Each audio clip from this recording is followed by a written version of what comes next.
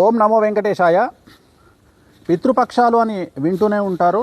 భాద్రపద మాసములో పౌర్ణమి, పూర్వభాద్ర నక్షత్రయుక్త పౌర్ణమి తెల్లవారి నుండి అంటే పాడ్యమి నుండి వచ్చేటువంటి అమావాస్య వరకు, అంటే ఈ నెల 8వ తేదీ, సెప్టెంబర్ 8వ తేదీ నుండి 21వ తేదీ వరకు ఉన్నటువంటి ఈ 15 రోజుల సమయాన్ని పితృపక్షాలు అంటారు.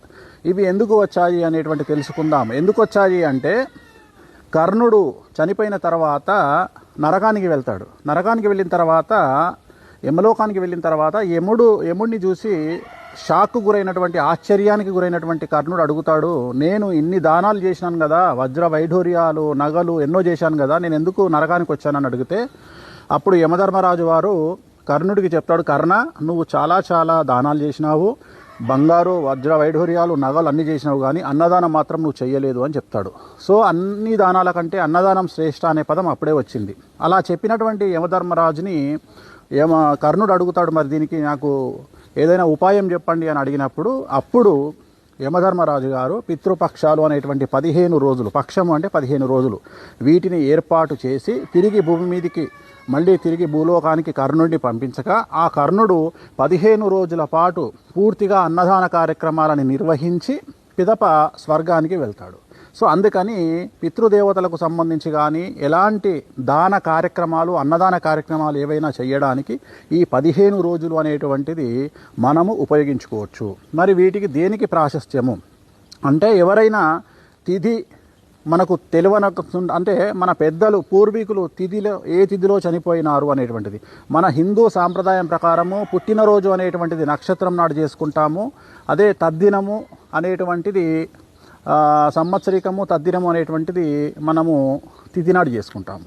సో ఈ తిథి ఎవరికైతే తెలియదో వాళ్ళందరూ కూడా ఈ పితృపక్షాలు అంటే ఈ 15 రోజులు, సెప్టెంబర్ 8వ తేదీ నుండి సెప్టెంబర్ 21వ తేదీ మహాలయ పితృపక్ష అమావాస్య వరకు ఎవరైతే అన్నదాన కార్యక్రమాలను నిర్వహిస్తారో, సో వారి పెద్దల పేరు మీద వాళ్ళందరికీ కుటుంబం కానీ, వంశం కానీ, గోత్రం కానీ అభివృద్ధి పదంలోకి అనేటువంటిది వెళ్తుంది. కాబట్టి ఈ వచ్చేటువంటి అవకాశాన్ని సద్వినియోగం చేసుకోండి. రేపు అంటే ఇవాళ నేను మాట్లాడుతున్నది మనం 6వ తేదీ నాడు, 7వ తేదీ నాడు మనకు గ్రహణం ఏర్పడతా ఉంది. 8వ తేదీ నుండి మనకు పితృపక్షాలు ప్రారంభమవుతా ఉన్నాయి, 21 అమావాస్య వరకు. కాబట్టి ఎవరైనా సరే మీ పెద్దలకు సంబంధించినటువంటి కార్యక్రమాలను నిర్వహించాలన్నా, మీకు తిథి వార నక్షత్రాలు తెలియకున్నా, ఖచ్చితంగా ఈ 15 రోజులలో ఏదో ఒక రోజు అన్నదానాన్ని నిర్వహించండి. అన్నదానం అంటే గుర్తుంచుకోండి, బిర్యానీయో పులిహోరనో ఇలాంటివి కాదు.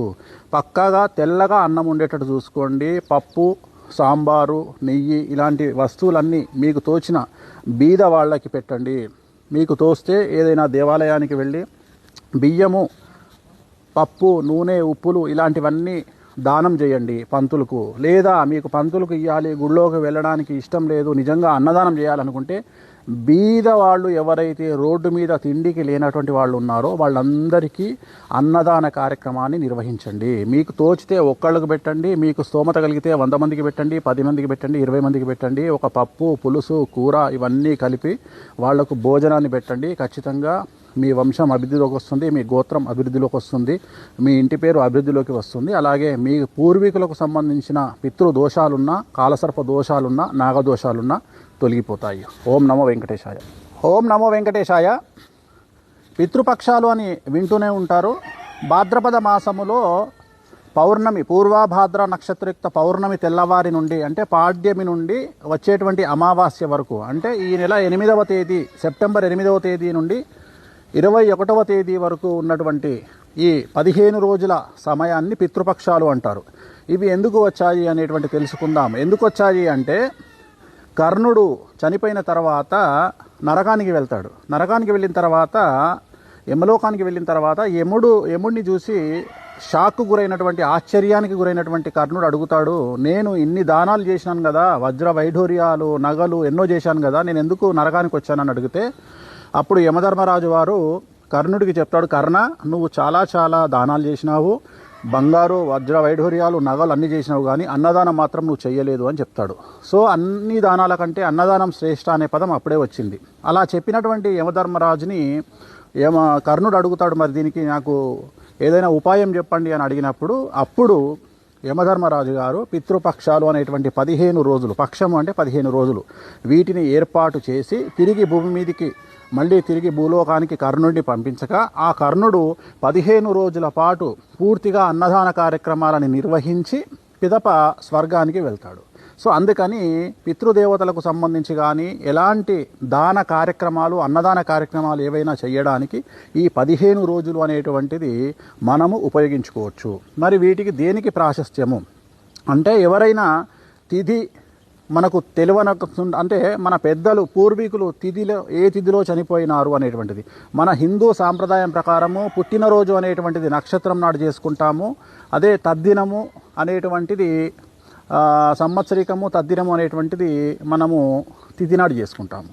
సో ఈ తిథి ఎవరికైతే తెలియదో వాళ్ళందరూ కూడా ఈ పితృపక్షాలు అంటే ఈ 15 రోజులు సెప్టెంబర్ 8వ తేదీ నుండి సెప్టెంబర్ 21వ తేదీ మహాలయ పితృపక్ష అమావాస్య వరకు ఎవరైతే అన్నదాన కార్యక్రమాన్ని నిర్వహిస్తారో సో వారి పెద్దల పేరు మీద వాళ్ళందరికీ కుటుంబం కానీ, వంశం కానీ, గోత్రం కానీ అభివృద్ధి పదంలోకి అనేటువంటిది వెళ్తుంది. కాబట్టి ఈ వచ్చేటువంటి అవకాశాన్ని సద్వినియోగం చేసుకోండి. రేపు అంటే ఇవాళ నేను మాట్లాడుతున్నది మనం 6వ తేదీ నాడు, 7వ తేదీ నాడు మనకు గ్రహణం ఏర్పడతా ఉంది. 8వ తేదీ నుండి మనకు పితృపక్షాలు ప్రారంభమవుతా ఉన్నాయి 21 అమావాస్య వరకు. కాబట్టి ఎవరైనా సరే మీ పెద్దలకు సంబంధించినటువంటి కార్యక్రమాలను నిర్వహించాలన్నా, మీకు తిథి వార నక్షత్రాలు తెలియకున్నా ఖచ్చితంగా ఈ 15 రోజులలో ఏదో ఒక రోజు అన్నదానాన్ని నిర్వహించండి. అన్నదానం అంటే గుర్తుంచుకోండి, బిర్యానీయో పులిహోరనో ఇలాంటివి కాదు.